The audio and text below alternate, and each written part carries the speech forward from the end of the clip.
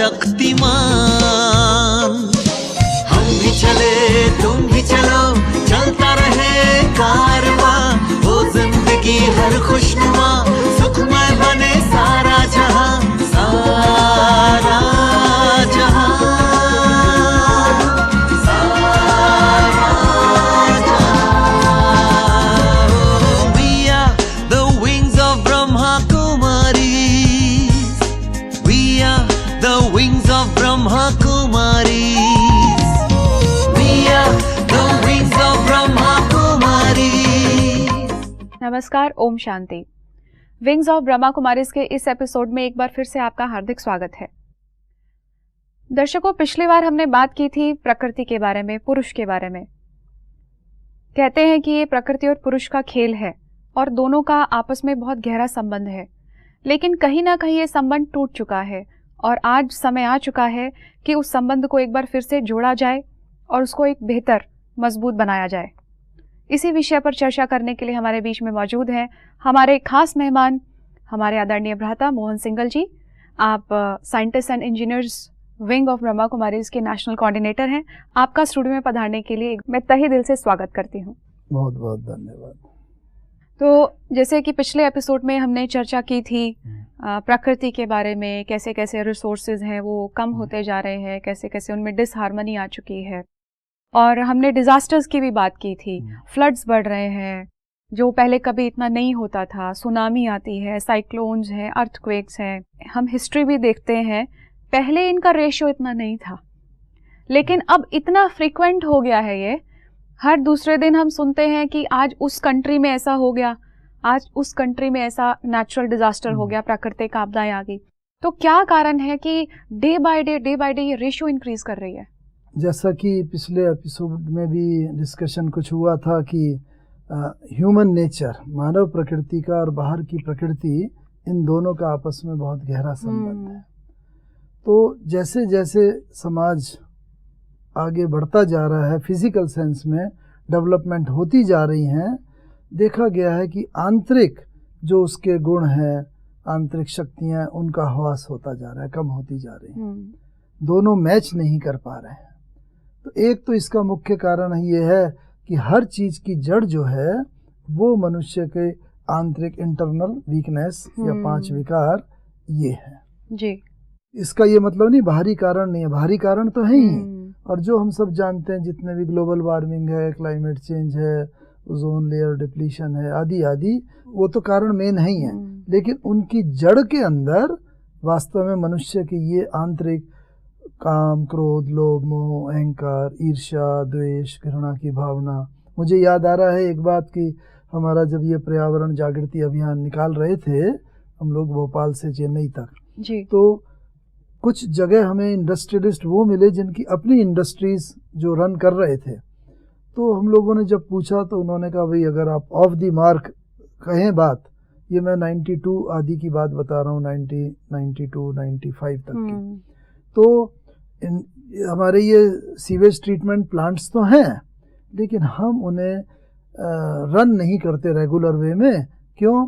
क्योंकि उसमें काफ़ी खर्चा होता है बहुत, लेकिन बनाना हमारा मजबूरी है क्योंकि हमने बना के रखे हुए हैं कि भाई सरकार का भी ये नियम है, आदि आदि। तो देखिए इसके अंदर मनुष्य का कि कुछ पैसे बचाने के लिए वो कितने हजारों लाखों मनुष्यों के जीवन से खिलवाड़ कर रहे हैं। तो ये लोभ प्रवृत्ति आ गई। मैं ONGC में था, मैंने देखा है कि एक भी ऑयल वेल को कभी आग लग जाती है तो केवल तेल का ही नुकसान नहीं होता, लेकिन पर्यावरण का अनगिनत नुकसान हो जाता है।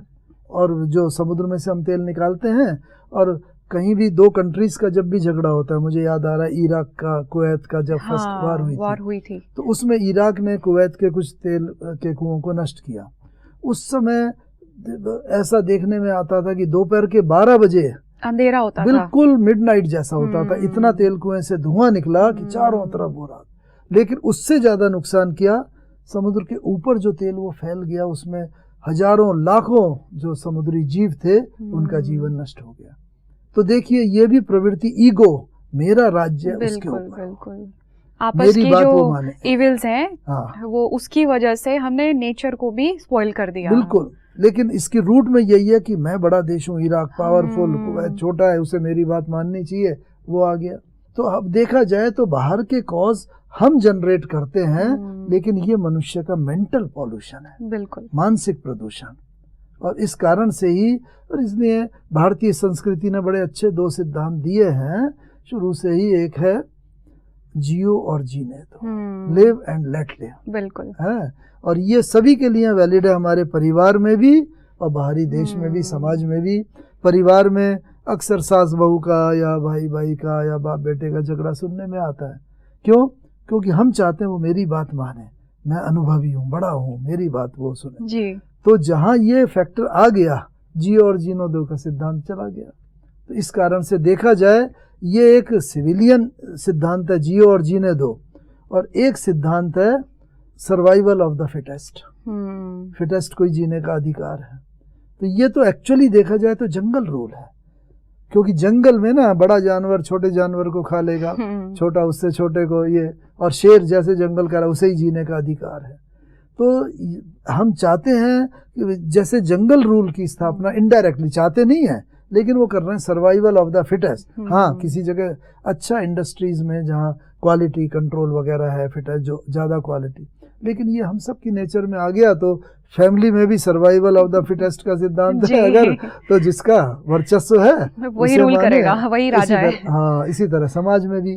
तो एक बात यह है कि जब हम अपनी प्राचीन संस्कृति को भूलते चले जा रहे हैं, उस कारण से ही एक ये बात जो पुरुष और प्रकृति का खेल आपने बताया ना, बहुत अच्छा है। पुरुष यानी मनुष्य और प्रकृति माने 5 तत्व, और इसे 2 सेंस में ले सकते हैं। एक तो पुरुष और प्रकृति, पुरुष वास्तव में आत्मा, आत्मा पुरुष है और प्रकृति 5 तत्वों से बना ये शरीर है जी। ये तो है लिमिटेड सेंस में, और अनलिमिटेड सेंस में पुरुष और प्रकृति का खेल ये वास्ट 5 तत्व बेहद में फैले हुए हैं। ये प्रकृति और वो परम पुरुष परमात्मा उसका, तो ये सारा खेल जो है ना पुरुष और प्रकृति का वास्तव में है, लेकिन इस खेल को हम किस रीति से खेल रहे हैं वो हमारे पर निर्भर है। ये तो आपने बहुत अच्छे से बताया कि ये प्रकृति और पुरुष का खेल है, यानी कि सबसे नियरेस्ट प्रकृति ये हो गई। राइट। सबसे जो मेरे निकट प्रकृति है वो मेरा अपना शरीर हो गया। बिल्कुल। और कमाल की बात ये है, हम इस प्रकृति का भी ध्यान नहीं रखते। कई बार हम अपने काम में इतना बिजी हो जाते हैं कि हम इसको ध्यान देना ही छोड़ देते हैं। तो इस कारण से एक तो ये, और आपने जैसे बताया पुरुष और प्रकृति, एक तो ये है। तो जैसे हम इस पुरुष का, इस प्रकृति का भी ख्याल करते हैं, उसका कुछ परसेंटेज भी अगर हम बाहर की प्रकृति का भी ख्याल करें ना, इसको जैसे हम नहलाया धुलाया, साफ किया, सब भोजन दिया, सब दिया, इसका बहुत ध्यान रखते हैं। इसके साथ साथ अगर हम बाहरी ध्यान तो रखा, लेकिन पुरुष की भी को भी नहलाए धुलाए, वो उसका क्या, बाहर का गंदगी मैल पसीना धोया, लेकिन अंदर का मैल ईर्ष्या द्वेष घृणा वो सब तो संचय होता चला गया ना। वो अगर इकट्ठा करते गए तो क्या होगा उसका रिजल्ट। तो आवश्यकता यह कि बाहर की सफाई के साथ साथ ये आंतरिक सफाई भी हो। बाहर जैसे भोजन देते हैं, इसको भी शुद्ध भोजन दे जो भी इसके लिए उपयुक्त है। बाहर को जैसे आराम देते हैं, निंद्रा देते हैं, इसी तरह इसको भी हम आराम दें, मौन का आराम, एकांत का आराम देंगे। ये सब तो जैसे शरीर स्वस्थ रहेगा, ऐसे हमारी अगर आत्मा, सोल, कॉन्शियसनेस, लाइफ वो स्वस्थ रहेगी ना, तो जीवन बड़ा बैलेंस्ड चलेगा। और बाहर की प्रकृति भी उसके ऊपर देयर इज इंटरनल कनेक्शन। हाँ, पहले हम कहते थे ना कि हमारा जो भारत था वो सोने की चिड़िया हुआ करता था, वहाँ लॉ एंड ऑर्डर, प्रकृति भी लॉ एंड ऑर्डर में चलती थी, लेकिन आजकल वो नहीं है। लॉ एंड ऑर्डर से मुझे एक बात याद आती है, हम क्योंकि डिजास्टर की बात कर रहे हैं, हम इंडस्ट्रीज में देखते हैं और जो कंपनीज हैं उसमें क्या होता है, कभी भी डिजास्टर्स हो सकते हैं, एनी टाइम हो सकते हैं। उसके लिए ट्रेनिंग्स भी दी जाती हैं कि जब ये हो जाए, ये सिचुएशन हो, तो आपको ये गाइडलाइंस को फॉलो करना है। लेकिन सिचुएशन उस टाइम जब प्रैक्टिकली वो डिजास्टर हो जाती है तो उल्टा हो जाता है। उस टाइम और भी ज्यादा स्ट्रेस में आ जाते हैं। बिल्कुल सही बात है। इम्बैलेंस हो जाता है स्टेट ऑफ माइंड। तो ऐसे में आप क्या गाइडलाइंस देंगे कि ऐसे में जब प्रैक्टिकल सिचुएशन सामने आ गई तो कैसे मैं अपने आप को स्टेबल रख सकता हूँ, क्योंकि ये किसी के साथ भी हो सकता है। राइट। आपका प्रश्न सुन के मुझे एक बात याद आ गई जी। कि विज्ञान भवन दिल्ली में है, तो वहाँ 2004 में जब ये सुनामी आई थी, उस समय हमारी वहाँ कॉन्फ्रेंस होने वाली थी अगले दिन ही, और ये दिसंबर में लगभग शायद 25-26 दिसंबर को ये हुआ, सुनामी आई, और 27 दिसंबर को हमारी कॉन्फ्रेंस। उस समय एक बात पर खास स्ट्रेस दिया गया कि हम आईटी वाले, भारत आईटी देशों में प्रमुख है, इंफॉर्मेशन टेक्नोलॉजी, लेकिन उस समय आपने बहुत सही कहा कि क्या होगा जब डिसास्टर हुआ, अर्थक्वेक हुआ, सुनामी, तो सबसे पहली कैजुअलिटी तो ये टावर ही होते हैं, कम्युनिकेशन टावर। तो आवश्यकता क्या है कि वो हो, उसके साथ साथ हमारा ये मेंटल कम्युनिकेशन, इसको हम इतना स्ट्रांग करें, जिसे पुराने भारत में टेलीपैथी भी कहा जाता था। तो ये हमारा, and this is the meditation जो हमारा हम लोग ये इसको प्रैक्टिस करते हैं। और मुझे ये बताते बड़ा गर्व होता है, कितने इंडियन डिसास्टर्स में, कच्छ भुज का हुआ, भोपाल गैस ट्रेजेडी हुई, सुनामी हुई, ऐसे समय में ब्रह्मा कुमारीज के जो स्टूडेंट्स थे, ऐसे डिसास्टर में उन्होंने ये मेंटल कम्युनिकेशन का ये इस्तेमाल किया, दे गेट द करेक्ट, मतलब जो कम्युनिकेशन विद द सुप्रीम, और उसके आधार पर उन्होंने जो भी स्टेप लिए वो बहुत सेफ स्टेप थे, अपने आप ही ऑटोमेटिकली उनके कदम उधर बढ़े जहाँ सेफ्टी है। ये एक सटल चीज़ है, सूक्ष्म चीज़ है, लेकिन ये एक बहुत प्रैक्टिकल चीज़ है। और ये टेलीपैथी यानी कि मेंटल कम्युनिकेशन जितना हमारा स्ट्रांग होगा, तो it will supplement the external communication system. आवश्यकता इस बात की है कि हम फिजिकल के साथ साथ जो सटल कॉन्शियसनेस है उसको भी स्ट्रांग करें, क्योंकि जब भी कोई ट्रेजेडी आती है ना, ये डिसास्टर होता है, तो वो तो 2-4 दिन में, कुछ घंटों में, कुछ मिनटों में पूरा होके चला जाता है, लेकिन उसका इफेक्ट वो जीवन भर के लिए छोड़ जाता है। बिल्कुल। तो उसको हम कैसे फेस करें, उसके लिए हमारा माइंड और हार्ट स्ट्रांग होना चाहिए। आपने टेलीपैथी की बात की तो मुझे याद आया, मैंने कहीं पढ़ा था कि जितना हमारा माइंड शुद्ध होता है, उतना ही आपका टेलीपैथी कम्युनिकेशन सिस्टम स्ट्रांग होता है। तो उसके लिए क्या मुझे अपनाना चाहिए, क्या ऐसी मेथड्स हैं, टेक्निक्स हैं जो मैं अपना टेलीपैथी सिस्टम स्ट्रांग कर सकूं? जैसे बाहर भी ना जो कम्युनिकेशन सिस्टम है, दोनों फ्रीक्वेंसी मैच करनी चाहिए। बाहर जहाँ रिले हो रहा है टीवी का, रेडियो का, जो अगर हमारे अपने रेडियो इंस्ट्रूमेंट की फ्रीक्वेंसी ठीक नहीं होगी, तो बाहर जितना भी बढ़िया रिले होगा, we will not be able to see or catch. तो इसीलिए जैसे वो मैच करते हैं, ऐसे ही ईश्वर जब हमारा पिता है और वो टाइम पर हमें सूचना देता है। मुझे याद है जब हम भी इंजीनियरिंग कर रहे थे वहाँ पर धनबाद में, तो ये हमारा सब्जेक्ट था, मैंने जियो फिजिक्स में उसमें करा है वहाँ, तो उसके अंदर ये मेट्रोलॉजी और अर्थक्वेक और डिसास्टर ये सब चीज़ें आती हैं। तो उस समय भी पढ़ाया गया था, और अभी तक भी वो है कि जितने रेप्टाइल्स होते हैं, सांप हैं, छिपकली हैं, ज़मीन में रहने वाले, वो उनका दे गेट द इंडिकेशन, और तुरंत ही वो अपने बिलों से बाहर आ जाते हैं और वो बच जाते हैं। हाँ, ये पढ़ते भी थे हम। पढ़ते भी थे। और सुनामी में देखा गया कि जितने भी ये पशु वगैरह और जो थे ना, वो सब खूंटे तोड़ के और उसे भाग गए, हाँ चले गए। हाँ। इसका इंटरप्रिटेशन ये दिया जाता है कि क्यों, because they are more in harmony with nature, प्रकृति के साथ उनका हार्मनी ज्यादा है। आज मनुष्य का एडवांसमेंट, डेवलपमेंट तो हो रहा है, लेकिन प्रकृति के साथ उसकी डिसहार्मनी बढ़ती जा रही है। इसीलिए we are not able to get the signals of the nature. तो नेचर का जैसे ही सिग्नल आता है, और वो सिग्नल को पशु ये कैच कर लेते हैं, जब वो कैच कर सकते हैं तो हम और आप क्यों नहीं कर सकते? बिल्कुल। अभी आवश्यकता है कि बाहर के साथ साथ जैसे हम अपने उस सिस्टम को मजबूत कर रहे हैं कि सुनामी जनरेट हो, हमें तुरंत पता चल जाए, अर्थक्वेक आता है 1 सेकंड पहले तक भी हम नहीं कह सकते कि अर्थक्वेक आने वाला है। उस एक्सटर्नल सिस्टम को स्ट्रांग करने के साथ साथ हम ये भी करेंगे ना, we can safely live our life fully with dignity and honour.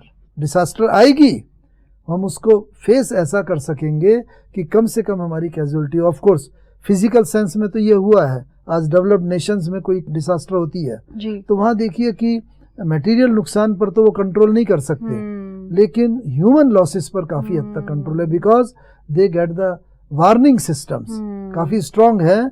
Tsunami Indonesia में जनरेट हुई, उससे हमें तुरंत पता चल गया कि 1.5 घंटे के बाद ये सुनामी इंडियन कोस्ट को हिट करने वाली है। ये मिस्टर जायसवाल मिनिस्टर ने बोला, लेकिन हम कुछ कर नहीं सके। वी वर वेटिंग कि हाँ अब आने वाली है, लेकिन आई और डिसास्टर करके चली गई। जी, आपने बताया कि कैसे हमें जी, स्ट्रांग रहना है ऐसे टाइम पर भी। और कई बार हम देखते भी हैं कि जब डिजास्टर होते हैं जी, तो कई लोग अपनी फैमिली से भी अलग हो जाते हैं, बिछड़ जाते हैं, राइट, या फिर अपने नियर एंड डियर वंस की डेथ भी हो जाती है, जी, और जो भी कुछ उन्होंने अपना पूंजी लगाया था जीवन भर का वो सब खत्म हो जाती है, घर भी नहीं बचता है। राइट, राइट, तो ऐसे में अब मैं क्या करूं कि जो मैं इस तरह की बहुत ही चैलेंजिंग सिचुएशन मेरे सामने आ चुकी है उसका मैं सामना करूं। वाकई जो सिचुएशन आई, except facing the situation we can't do anything. या हाँ, जब तक सिचुएशन नहीं आई है तब तक अगर हमने अपने को स्ट्रांग कर, बिकॉज सिचुएशन आने पर हम अपने को स्ट्रांग नहीं कर सकते, पहले से हमें पहले से ही अपने को करना पड़ेगा। ट्रू। तैयारी ये पहले से होगी। हमारा बैंक बैलेंस अगर होता है तो हम उसे विड्रॉ कर सकते हैं। तो इसमें भी हमारा इंटरनल बैंक बैलेंस ये है कि मेडिटेशन के द्वारा, meditation is one of the means, meditation है, योगा है, रिलैक्सेशन टेक्निक्स हैं, क्योंकि ऐसे समय में बहुत स्ट्रेस हो जाएगा। जब देख रहे हैं हमारे नियर एंड डियर डेथ हो रही है, हाथ पैर टूट रहे हैं, सारा everything we are losing, naturally stress, depression ये सब होना स्वाभाविक है। लेकिन अगर हमने पहले से मेंटल स्ट्रांग और रिलैक्सेशन टेक्निक सीखी हुई होंगी, ऐसे समय में भरे बाहर की परिस्थिति ऐसी होगी, we can relax our mind if we know the techniques. अब फायर ब्रिगेड होती है, पूरे साल भर में शायद 8-10 दिन उसका यूज होता होगा, लेकिन वो 8-10 दिन में इतनी वाइटल होता है, वो सारा नुकसान को कंपेंसेट कर देता है जी। ये आवश्यक है। कोई कहे कि अरे पूरे 12 महीने में 365 दिन में अगर 40 दिन यूज हुई तो बाकी दिन तो यूजलेस खड़ी रही गाड़ी, वो बाकी दिन यूजलेस नहीं, उसकी मेंटेनेंस वो जरूरी है। अगर मेंटेनेंस नहीं होगी तो यूजफुल नहीं होगा वो।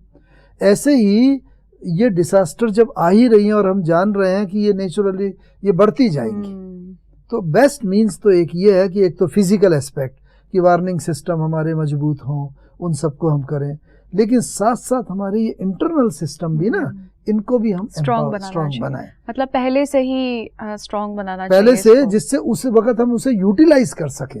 हमारा बैंक बैलेंस होगा इंटरनल एनर्जी का, उस वक्त हम विड्रॉ कर सकेंगे। उस दिन हम मेडिटेशन सीखने जाएंगे तो हम नहीं सीख सकते। उस दिन हम इनर एनर्जी कंजर्व करना चाहें तो नहीं कर सकते। बिल्कुल। इसीलिए पहले से अगर टेक्निक सीखी होंगी तो स्ट्रेस को हम मिनिमाइज कर सकते हैं। यू कैन नॉट अवॉइड, क्योंकि अक्सर हम यही मिस्टेक करते हैं, जब वो चीज आ जाती है तो हम या तो अपना सर पकड़ के बैठ जाएंगे, नहीं तो भगवान को ही इल्जाम लगाने लग जाएंगे।